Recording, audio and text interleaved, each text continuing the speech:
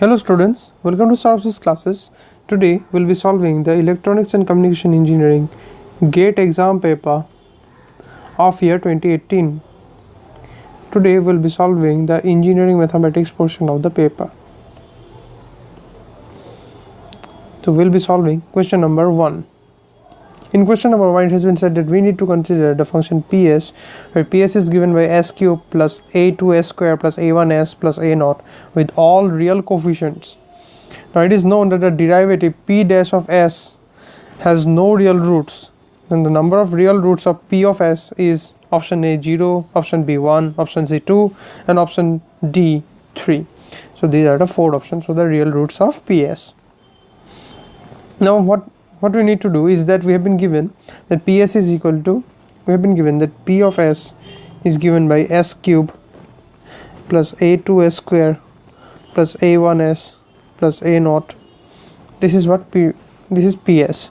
So P dash S will be given by 3S square plus twice A2S plus A1. This is P dash S. Now P dash S has no real roots. Has no real roots. This implies that P dash S has 2 complex roots.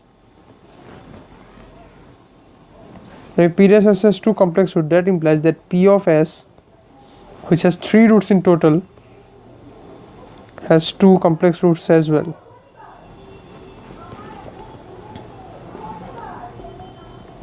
So this implies that P of S has 1 real root, which is the option B.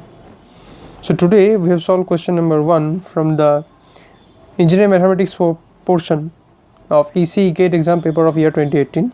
We'll be solving the next questions in the subsequent videos. Till then, keep watching Services classes videos for more solutions and content. Thank you very much.